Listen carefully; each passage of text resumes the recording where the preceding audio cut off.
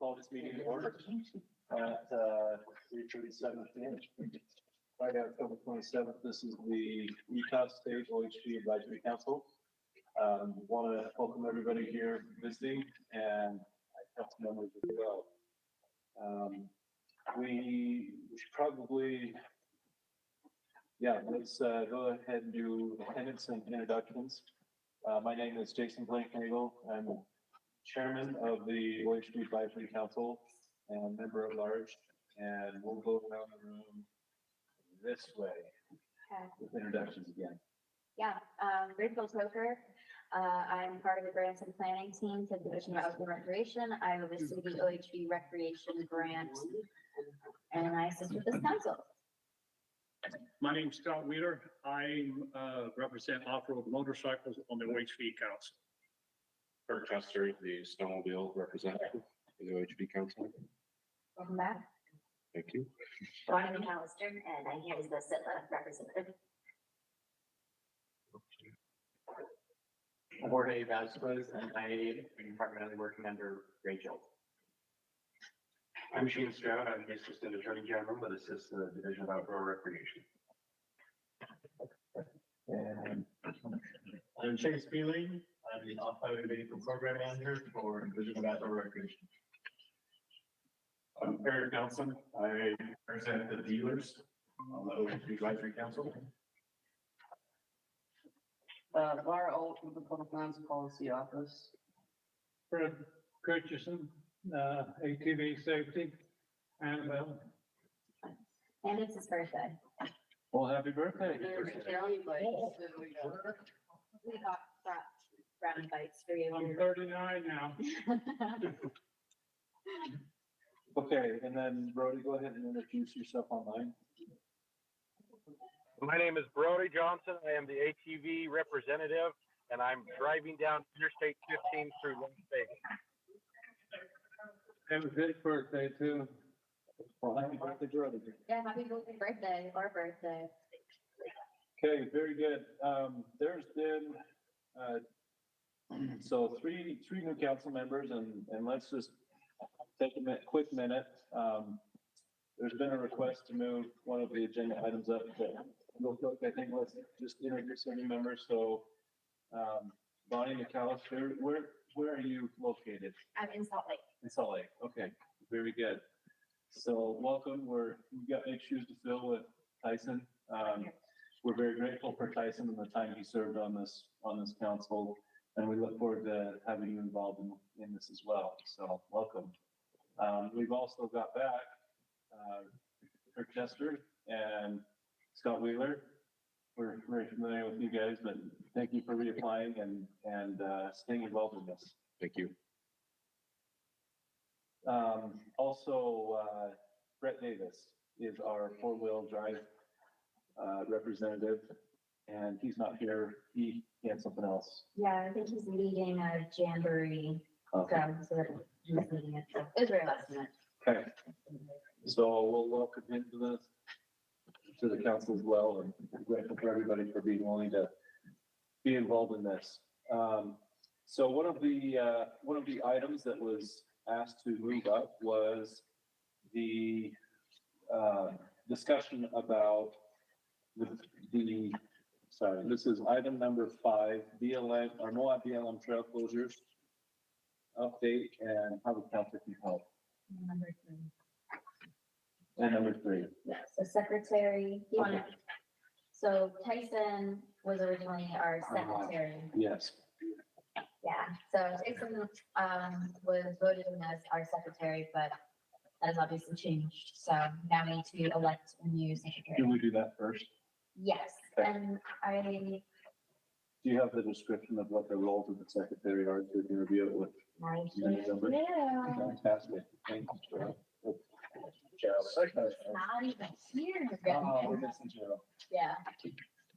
So, I don't know, I didn't number these pages, but it's near the back. It's after the meeting minutes. Number 6, on the council operations, the secretary shall keep a record of each meeting proceedings, arrange meeting places, and prepare meeting agendas that will be sent to the council at least 2 weeks prior to each scheduled meeting. Anyways, industry? Sure. Okay, sorry. So prior to this, I used to be the secretary, but it is a council operation, so they would be working alongside me. Ultimately, we would still be doing the majority of the work. You would just be coordinating with them, whoever the council is. Okay, thank you. Very cool. We will open up nominations. Anybody that would like to, is there anybody on the council that would like to fill that role? Or is there anybody with the nomination? You say Tyson was? Tyson Now, was. who took over his position? Bonnie? Bonnie. I think Bonnie should be. I nominate Bonnie.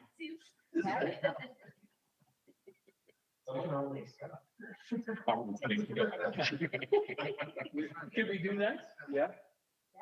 So we have a nomination for Bonnie and a nomination for Scott. Is there any other? Wait a second. Close the Why did you- nominations. Okay, we've got to move to close the nominations. You guys need to speak up or I'm just gonna get closer to you. Okay. Bonnie's gonna be our new secretary. There's been two nominations. I thought there was And a one. motion to close, but no second. I can't do that. Second that motion. I don't know how to write. The nomination. Brody, do you have any input? I'm good with whatever. So, but I can't hear, I could hear Scott, and who else was the other nominee? It was Kirk nominated Scott. I'm good with that. No, you're not good with that. He's gonna give me back. Brody, that's a lady named Bonnie. Sure. It would just be us for. Yeah, absolutely. Sounds good. And Okay. 2 weeks is a, we'll see. We've had a motion and a second to close the nominations. All in favor? Aye. All right, okay. So now we vote on the secretary. All in favor for Bonnie being the secretary. Let's do a roll call probably on that. Well, Or we can do, all in favor. Speak. Aye. Aye. Any opposed? I, Brody? Opposed? I'm good with whatever. I can't hear half of what you're saying. Okay, we said all in favor for Bonnie. Say aye. Hey, is it just Bonnie that's running, or is there anybody else? Scott. Bonnie or Scott? And you Does don't want Scott me. want?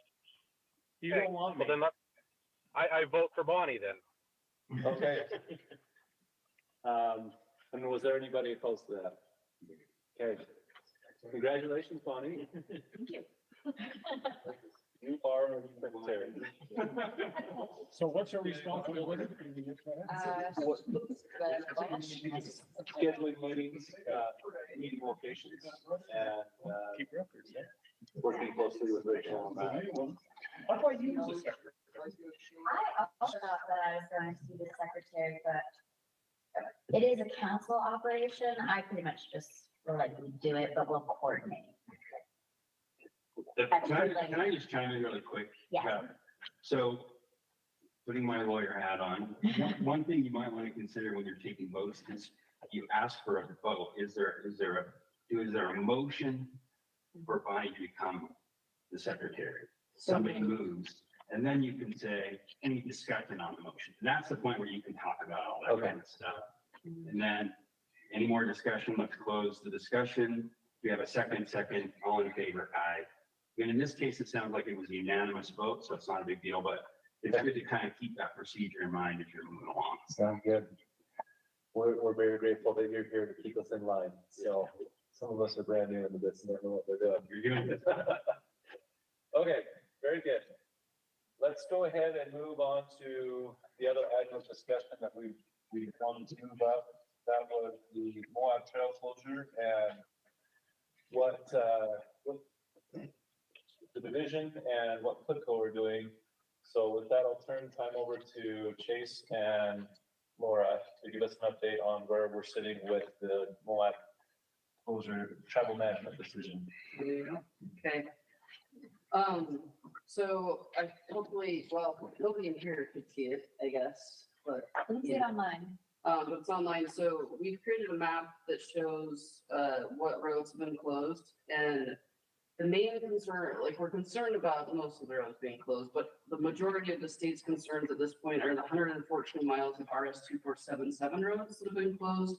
That are under current litigation, right? So we have a real problem that they've closed roads that are subject to litigation for state right of way. So today we filed a petition with the IBLA, so that's their internal administrative law judges, for a stay, so that the plan cannot be implemented. That happened today. The governor this week also issued a request for a consistency review. And so that's where we are right now. That's what's happening. There will be, I think Austin probably already posted on your social media the same information, and we'll post it on Flipco's social media, but that's the first step of how this process will play out. What do the next steps look like? It depends on what the IDLA chooses to do. And how can this body assist in that process? Because part of our So reservation of trail. Yeah, I think, if I'm not mistaken, the deadline to file anything with the IDLA is on Monday, but my understanding is that Right with Respect, Blue Ribbon Coalition, and maybe someone else are working with an attorney to file something similar. Okay. So, yeah, and there might be, as this progresses, there might be more places that we can ask for information or ask, who's using the routes, what are the routes being used for, that kind of information is what we'll be looking for. I understand that other organizations are filing appeals also. Are you gonna be doing anything in conjunction with these other groups or? Kind of depends on how it plays out and what their angle is, because our angle really, right now, from the state's perspective, is the RS 2477 routes. That's where we feel like we have the highest interest in being able to make our case, and then we can look at the other things as we go.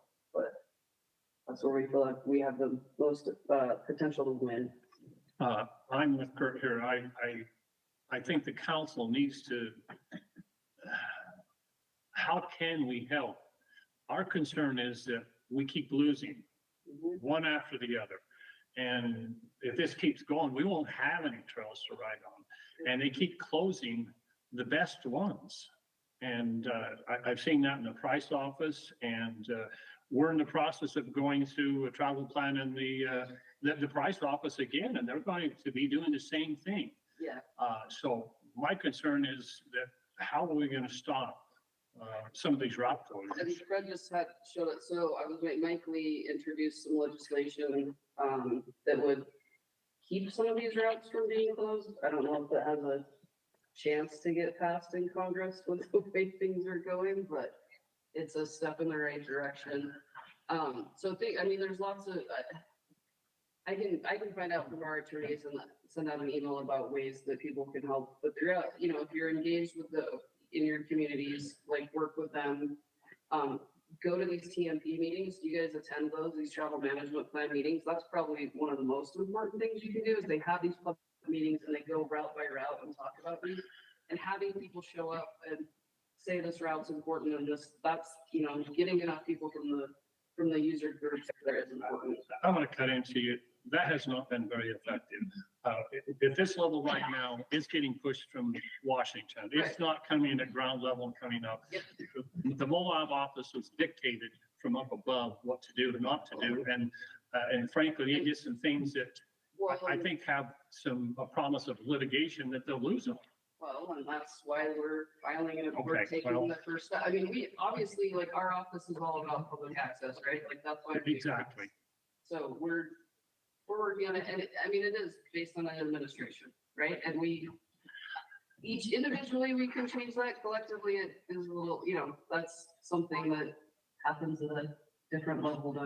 It has become very frustrating on my part over the years, because all I see is lose.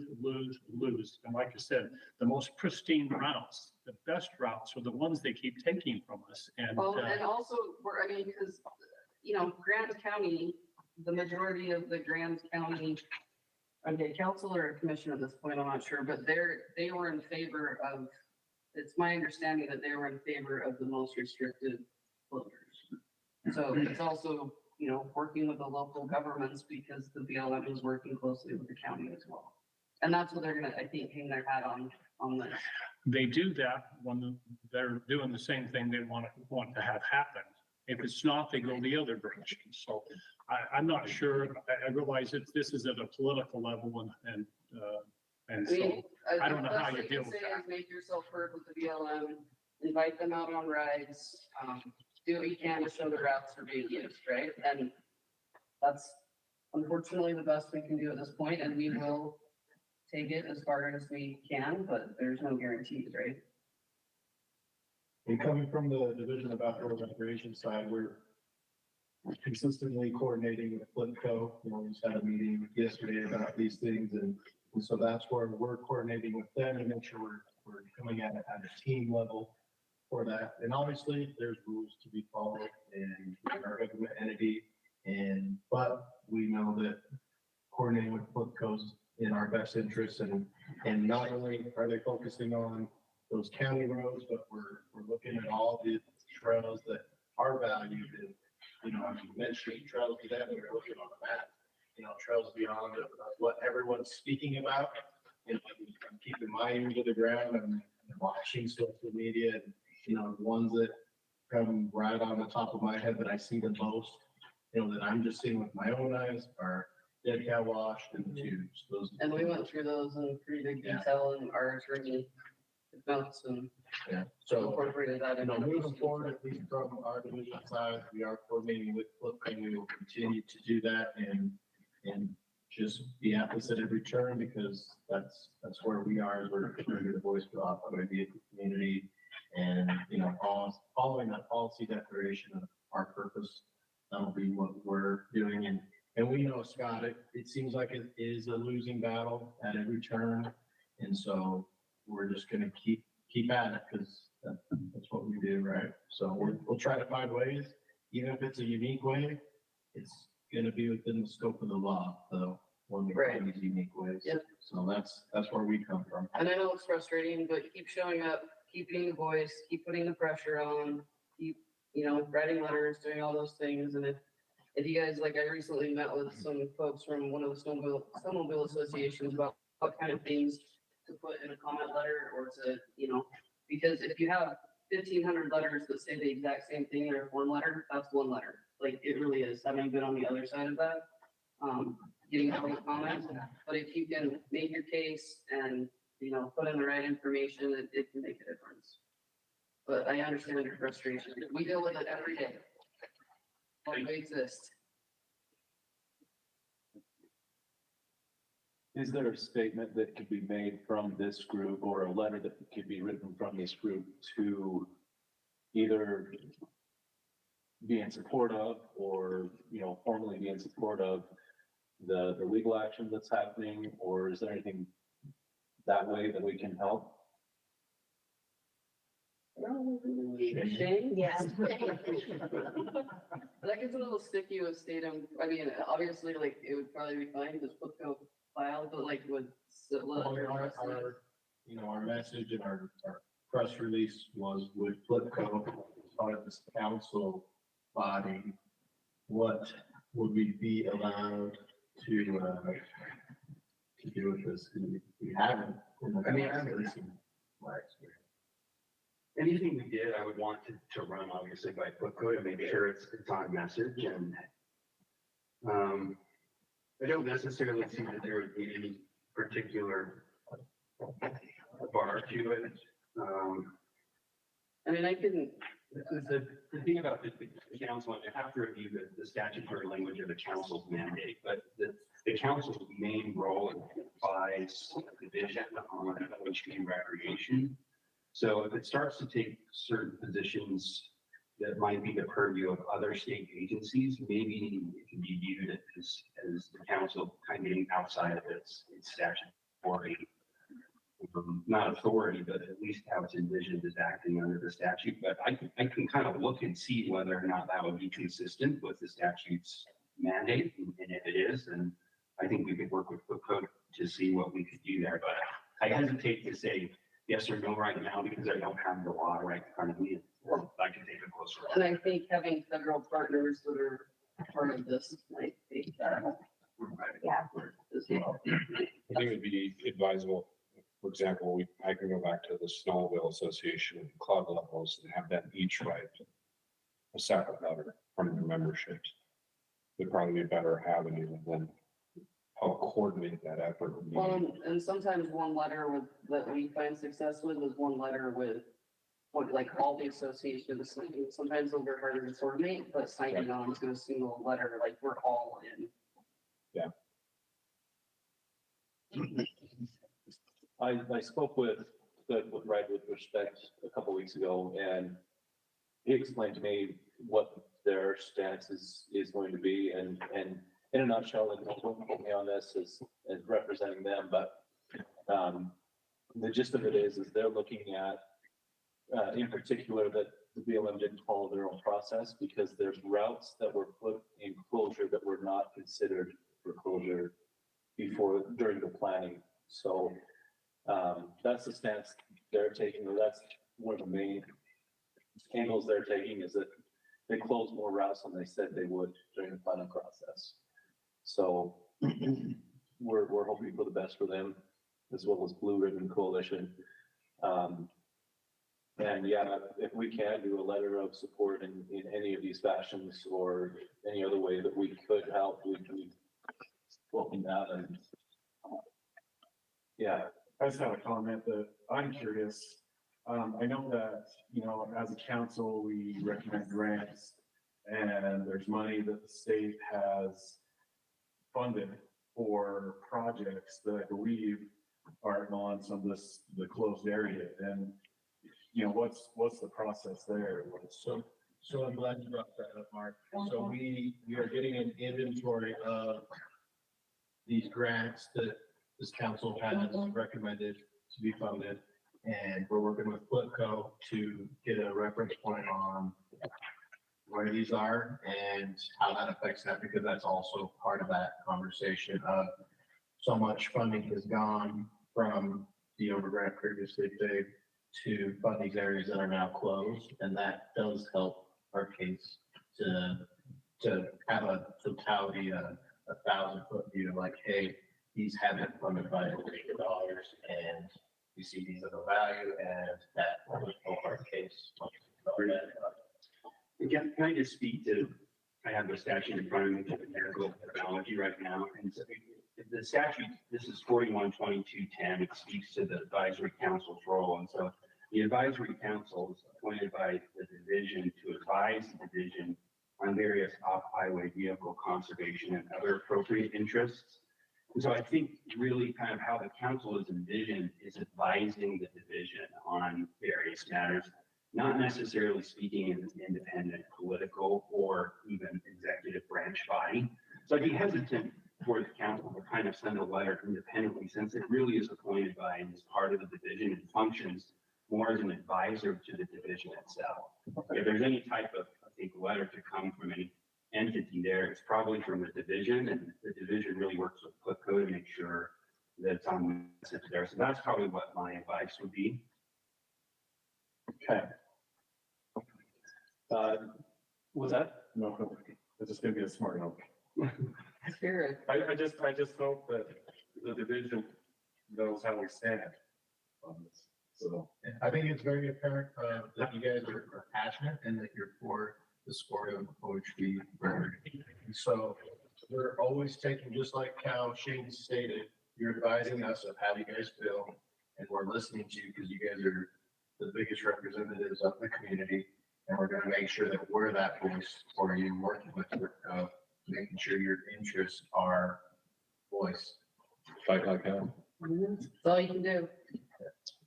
Eric, do you like the way you use? I do a little. You didn't know that. Yeah, I mean, I know that, like, we do this all the time, like, this is what we do. So, we have 12 attorneys, or 11 right now, looking for a few more. So this is what we spend the majority of our time doing. I think we have, all of our attorneys are really good, and they know how to do this, so I obviously can't promise anything, but I think you have the best attorneys that you could find working on this. I hope you hear my frustration. Oh, I do. We share your I'm not frustration. being very vocal. I should be really noisy, beating my fist on the table because I'm unhappy. And please take that back. We need to do something. If we want to keep this, Yeah. if we want to,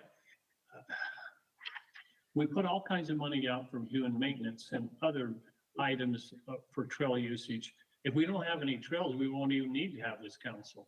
Well, And, I mean, we and if share it keeps your- going at this route, we won't have it. Well, and we share, like. so And know I'm that sorry, we I'm share- chewing on you, but. I know, but why are you, I guess, why are you cheating on me? We're doing the legal work. Like, we're Yeah, on I your know. side. I'm not, I didn't close I your know. mouth. I'm, I'm working on the same Yeah, I side know. you are. I'm chewing on the person on the other side of you. I'm chewing on that guy in back of the corner over there, so. No, I'm just saying, we're on your side. Like, we're Yeah. doing the work on behalf of the OHV community. So we share all your. There's a lot concerns. other people feel exactly the same way as I do, okay? Yeah. Well, and I mean, I know people have been frustrated because things haven't happened, but there's a process to this and people have been calling and saying, what are you gonna do? And I'm like, well, I can't tell you our legal strategy. Like, Yeah. that's not how this works. Like, we're not gonna tell you that this is how we're gonna do it, right? Like, we're not gonna play our hand that way. We've always been reactive. We haven't been proactive. We need to get ahead of the ball and somehow you guys are the smart people. You're supposed to be able to tell us what we need to do and help us out on this. Yeah, and that's what I'm saying. You gotta be the voice. And if there's new people at the BLM, take them out on rides, get to know them, show them what you're doing, take the county commissioners in these counties that know, how this is an economic driver for their community, get those numbers, get that science. That's what we need behind this is the facts, right? Like, we can all talk about how we're upset about routes closing, but let's put the numbers and the science and the facts behind it. Cause that's harder to fight against. Well, the problem is just like with the Dingle Act, it went above the price of BLM office. They couldn't do anything. Yeah. It was at the state or the federal level that things were pushed and it becomes a political ball there for us to deal with. And the only avenues I can see is through legal recourse. That if they do things that are not kosher, that there can be some recourse and maybe some injunctions filed to stop what's Well, that's- happening. I mean, that's what we did. We filed the state today. So Okay. we'll see what happens. Can I, if we're giving out grants to MOAB, for example, and if they all of a sudden close the trail system, do we have any repercussion to go in and say, wait a minute? We just did a grant, do we have some protection there? So that's what we're doing right now with coordination with Flipco. And it's to the effect of, we have a total amount of grants associated with these grants. And so that gives us the backing of challenging this, right? It's not going to the back of, okay, no longer are we doing any funding. It's making sure that we're keeping our interest intact for that. Does that make sense? So like somebody don't get a piece of equipment and sell it tomorrow and they got that much more money in their funding. Yeah, so, so to. Because I've heard of that. Yeah, exactly. So that is why we're getting the inventory list. We're working with Flipco on that. So you guys know that we're coordinating, and that's what we're doing a lot on the back end. And I know that it's a lot of moving parts. Yeah. And we'll do a better job of making sure that many of you are in the know, because it's become our priorities in Division of Outdoor Recreation and Flipco. And so just to know that we are grabbing those grants, we are looking at those trails, and we're making sure that we're coming at a coordinated front rather than each doing our own thing, right? It doesn't make sense for us to do one thing while we know that they're doing the others. We're doing it as a team. And that's why we are having bi-weekly meetings and making sure that we're getting that big voice and listening to all of you. Thank you. Thank you. Yeah. Brody Johnson has a statement. Go ahead, Brody. I have to leave the meeting, so do you have anything for me before I leave? What did he say? He has to leave. As a meeting. Thank you, Brody. I do want to bring up on the chat, he brought up the question, and we've kind of discussed this a little bit, but the future grants on BLM land, I think particularly in Grand County. But it sounds like what you're saying is the more grants we've given gives us more teeth in the fight.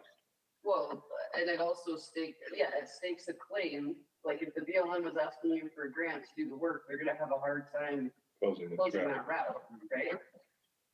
Is there a way in the grant documents when those are issued to put something into there that by accepting this money, you realize to keep these routes open for a duration of time? Yeah, I mean, exactly, but something of that kind of verbiage when they apply for a grant for trail improvement on there. Well, it's similar to the Land and Water Conservation Fund grants too. There has to be a easement or something on there that says it can't ever not be used for public purposes or recreation. I mean, change your agreement. Yeah. I'm not in the Terms in our contract or. I don't know about like the eternal side of it, but I'm not too sure, Shane, because I feel like you've looked over the So contract. with Land and Water Conservation Fund, usually you're dealing with landowners that own as landowners. So it's easy for them to put something on the deed that says we'll never use it for anything other than public recreation. If you're giving a grant to like a land management entity with the power to keep something open, then maybe you could make that demand. But if there's some other entity like the federal government, BLM, that has control over those routes, it might be difficult to include that as a term in the grant agreement. Now, one thing you could do is include within the grant agreement that the monies have to be used to advance OHV interests, and if they're not, then you might have recourse under the terms of the grant. So it's possible to put anything into an agreement. You just want to make sure that if you do put it into an agreement, it's actually enforceable down. Is that something that we would like to do? Probably.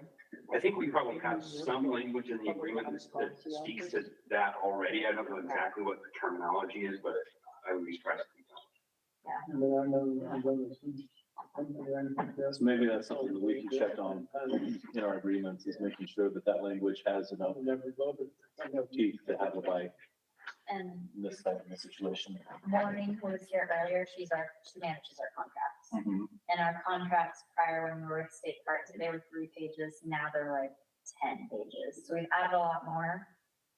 And we have discussed this very thing before, so Yeah, I'm sure it's probably in there, but you just need to go through it. Okay. Well, thank you, Laura, and your office. We appreciate the work you guys are doing, and Chase, we appreciate the work that you're doing as well. In coordination also with Blue Ribbon and Redwood Respect. This is an uphill battle for sure, and we all want to help. We all want to do something about it. And our passion comes with that we're not just complaining. We want to do something good. So anything that we can do. And maybe the next field visit is to invite our Graham County Commissioner on a ride or something. I don't know how we convince them that that's okay, but Just give them a tour of the village. maybe they need to ride with Fred and his fancy close side by side. Yeah. Anyways. Okay, well, we'll go ahead and move on. So the first action item on our agenda is approval of the September 25th meeting minutes. Has anybody had a chance to review those? Have any questions about those?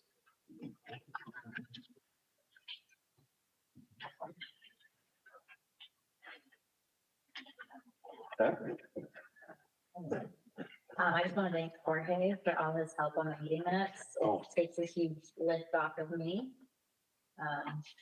So thank you, Jorge. Thanks, Ryan. If there's no comments, I'll entertain a motion to approve the September 25th meeting minutes. I'll make the motion. Motion by Fred, seconded by Laura. Any, all those in favor? Aye. Any opposed? Okay, Ian's not even part of the council then. They have sent a lot from the No, email. wasn't, he dismissed me the last He week, was, didn't he? he wasn't part of that meeting. We were not members. Neither one of us. But We can't approve them. that's okay. Will you stop being difficult? It's Scott's, it's their tired side of Scott. It's like. I have what duct work tape in the can I truck. do for each other? I have to have people in the. You got it? Yeah. Did you approve it? Yes. I thought you wasn't part of the council then. I am now. Okay. I will read We, them. we were welcome to the meeting if you were given them beforehand.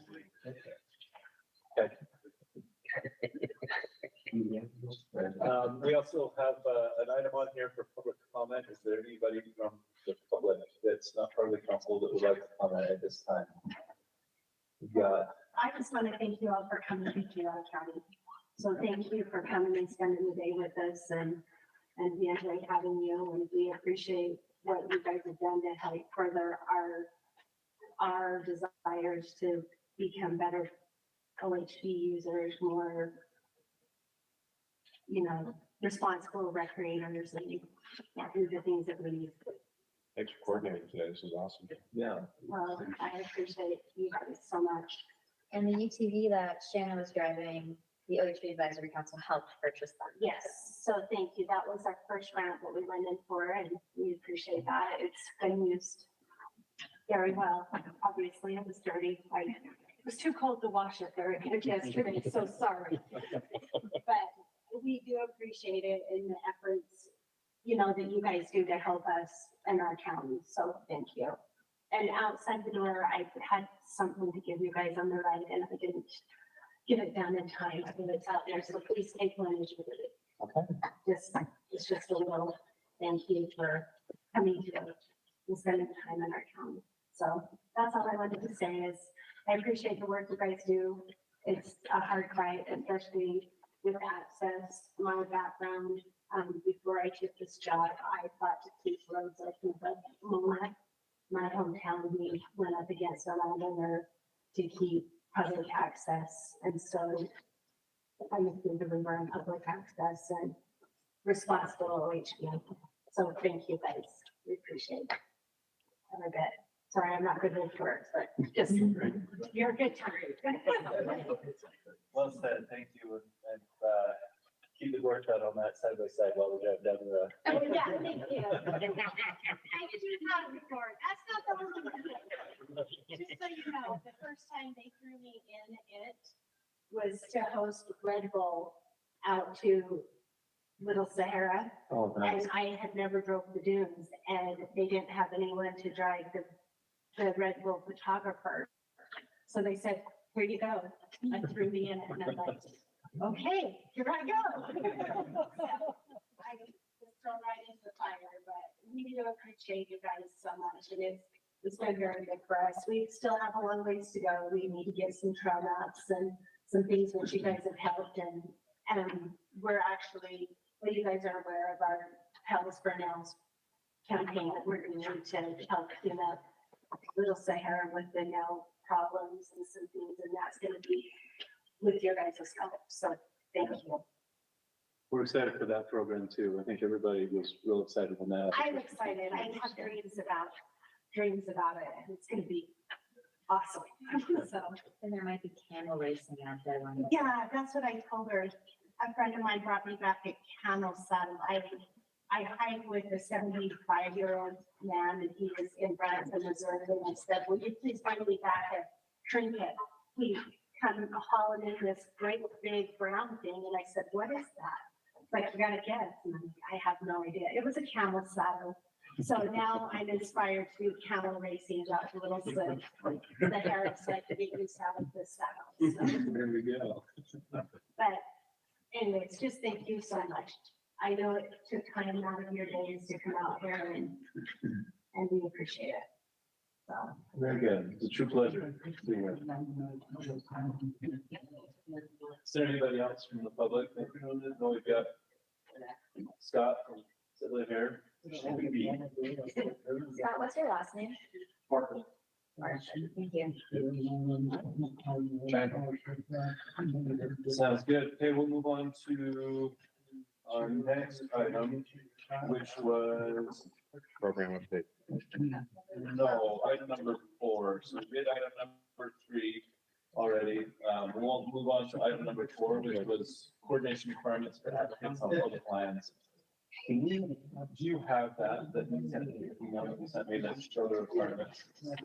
Yeah. So this is one that has come up from applicants that I've talked to, is Not fully understanding the requirements to work with public land managers before going in with an application. And I think on our application, we explained that they need to have letters of support from the public land managers, whether it's BLM, Forest, Sitlug, or anything else that could come up, that they need the letter of support. And it seemed like the last couple meetings we've had, applicants where we've said, oh, well, you need to have something else beyond just a letter of support, be it a partnershiping agreement, or a like an adopt a trail agreement, something like that. I think Cheryl had brought it up with one of the applicants that there wasn't any history with them doing trail work, but they were applying for equipment to do trail work. And so what I wanted to discuss here is what are the requirements and what do we need to be communicating with them up front for the work on public lands so that they don't get down the road and have problems and have hiccups with the public land managers and our funding too. Yeah, so, oh my gosh. So each year we have a program guide that we put out, and then we also have an annual report. I'll show everyone the annual report after this. Our program guides we haven't been printed yet, but what we've included in for each category is that letters of support should come from the head of the organization for each project partner to show commitment, support, and approval of the project. So kind of we added that as an emphasis that we want it to come from the head of the organization or who oversees. Let's say it's a field office, then we want it to come from the field office person who oversees that. Just because we run into some issues where, someone within that agency agrees to it, but no one up above them has any idea what's going on. So that's kind of why we've added that. Which is, I think, one of the things that you ran into when you called down to Washington County and talked to BLM and other offices down there with was the Navajo Road project. And you ran into that there was discrepancies between the support letters and what you would. No, it was, they had wrote support letters, and just because they support a project doesn't mean they don't have concerns. And that's what they told me, is they had major concerns. All three agencies had major concerns with the project, but they supported it. And so they were nervous about it. So that's all I can tell you. Sure. And I guess, do we need to clarify that more for the applicants? Do we need to say, hey, this needs to be like a district ranger, or this needs to be? Well, now, if a county or city requests equipment, like a CAT or something, it doesn't do them any good unless they got the Forest Service or the BLM's consent. Right. More so, I feel like it really is more, it's very important when it comes to trail work. When you're actually going on, when it's, let's say it's a nonprofit and they're going to go do work on federal land that they don't own and administer. That's when it really comes into play. So for me, that's what I'll be looking for, but also further on in our packets, we do our annual grant workshop tour. We're going to 12 different locations. I have the pleasure of doing this every year in a row. So I'll be emphasizing this because we want to start seeing it from every applicant and like putting it in this. I'll be putting this fun effort. I mean, I was concerned that Brian had, that they didn't have any written consent to go on the Forest Service and do any work. Sure. And that is why I think we need to address that, is because if we're gonna be saying, yeah, we get the money, but people are getting money and they don't have any. The only thing they could use it on is county, Right. Yeah, then it doesn't make sense. If they, and that, we need to make sure that there's agreements in place, or is that something that we don't want to delve into? It's something that, when I'm reviewing an application, it would be, hey, I would reach back out to the applicant and say, hey, this needs to come from so-and-so. It's not from the direct person needs to be. So I'm hoping to eliminate that before it even gets into their hands. Okay. And I think that would, hopefully that would solve a lot of confusion with applicants, hopefully, or answer their question going forward. So we don't have the issues of them coming in and saying, well, yeah, I talked to the forest and they said yes, but in reality, they haven't done the due diligence with the forest or with whoever it may be. And this is something that we could very easily, like, we'll probably wordsmith within the application, what we're looking for, more so than this is, where it details that. And in the past, I thought about creating like a directory, like, hey, this is the person we contacted. This is, like, let's say it's Ashley Ranger District, Ashley Forest, whatever, Ranger District, like, this is who you should talk to. Having that resource, so if they don't know where to start, it's a good place for them to start. So that's something that we could easily do, but again, it's, for us, it'll be managed more so on our side prior to when you receive those applications for review. Is there any other comments on that? Okay. We appreciate the work that you're doing with that, Rachel, and Courtney. You know, it's a lot, and sometimes you feel like maybe sitting, but probably these people just don't understand the whole process too. And so there is a lot of training and management education that you guys are doing, and we appreciate that. So thank you.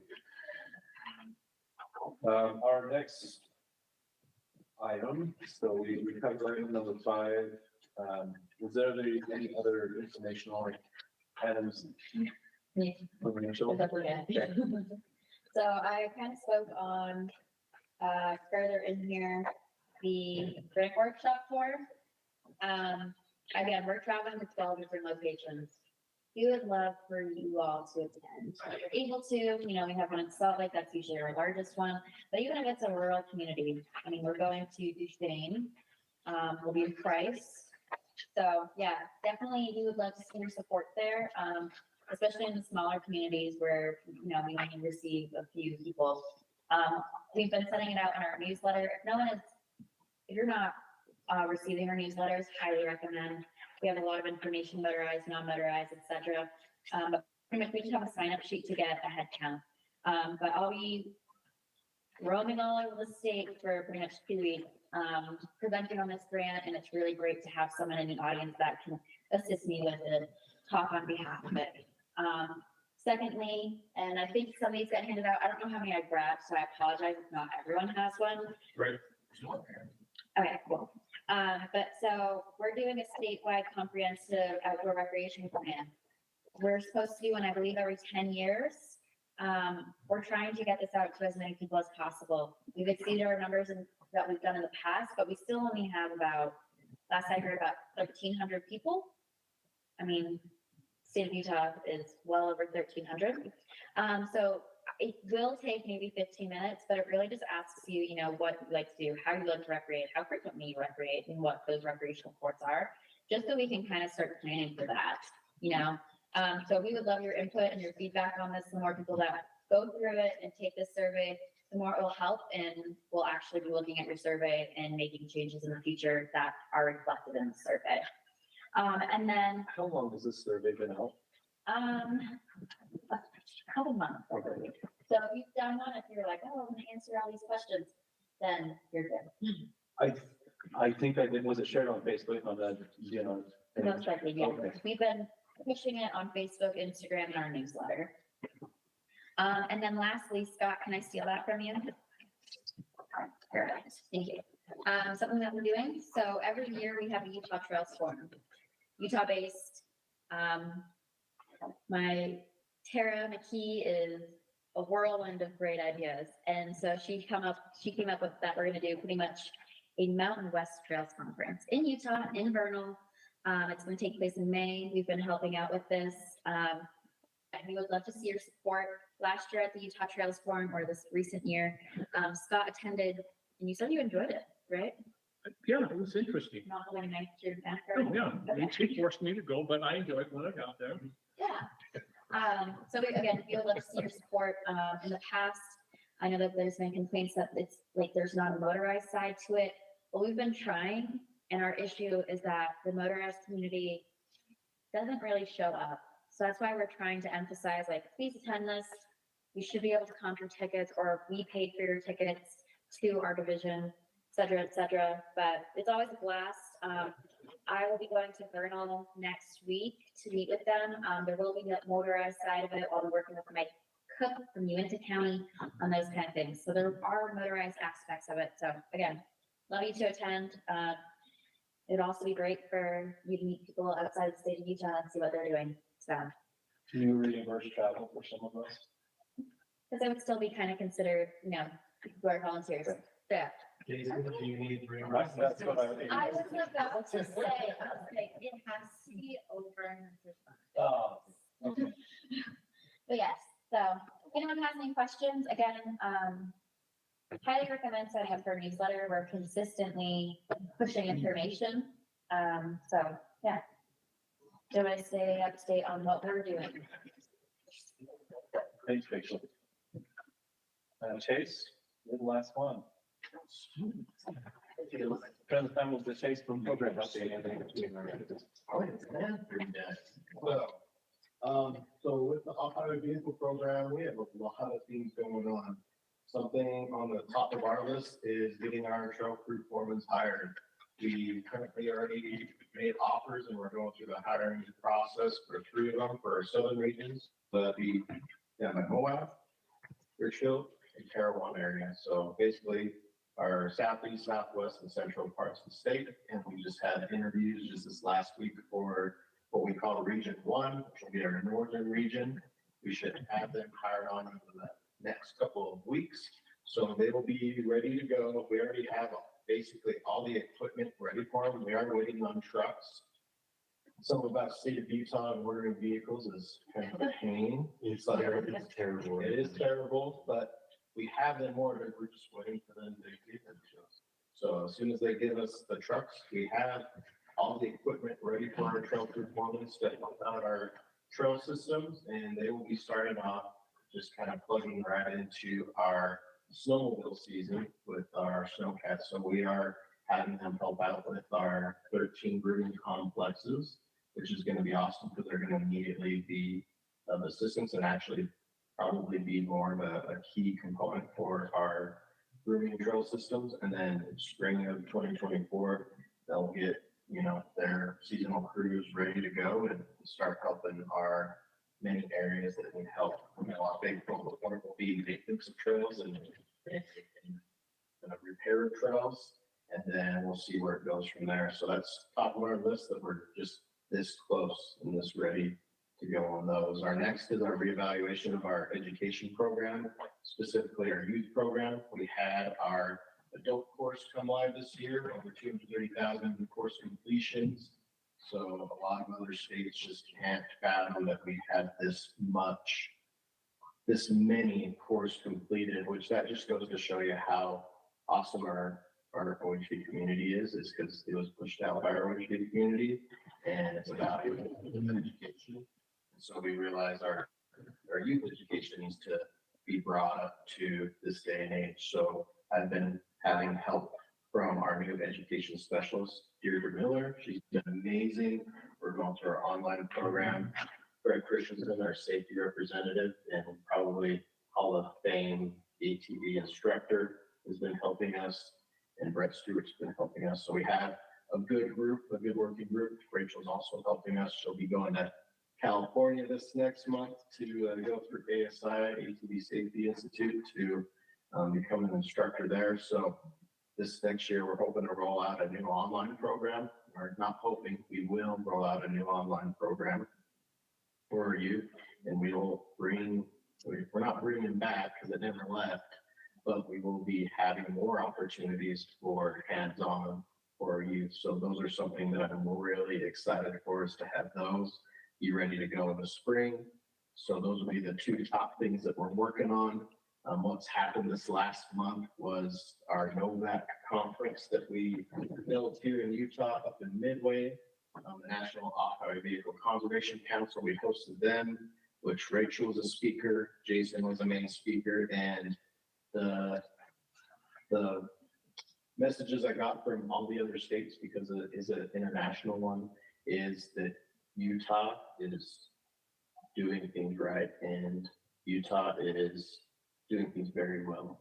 So, which is a big thanks to what you guys do. We spoke on behalf of what this council does there, what Rachel and her team do, and to have this much focal points towards outdoor recreation. They were just amazed on what's going on here, and we hope to keep improving that. So that would be as much as I can give right now, because I'm sure there's a lot of things I'm forgetting, but we're always moving and we're always busy and we're always working for you guys. So thank you. Thank you. Yeah, thanks, Chase. Rachel's got one more thing. Sorry, I meant to show this. So also, so at a grant workshop tour, this is what we present every year. This goes out to the legislature. So when we're up on the hill, we make sure that we have, so these are misprinted because for some reason they deleted this down here. But if this is our annual report, just to kind of show you like our numbers and statistics. So just so you know, we compile this every year and we hand it out to legislatures so that they're aware of what we're doing and what this advisory council is doing. So I have a couple of these, again, they're misprinted, just that one section, but if anyone's interested. Yeah, it's nice later.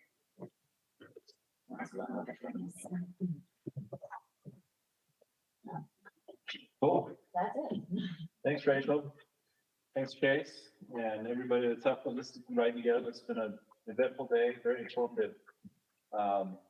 Didn't realize how much stuff was back in these hills. Really cool. So thanks everybody for putting that together. With that, is there any other comments or questions before we move on to our next item? Not, I'll entertain a motion to adjourn. I move. Before you do that, I'd like to get rid of some cupcakes. Okay. We can do that after we adjourn. Yeah. Excellent. Thank you, everybody.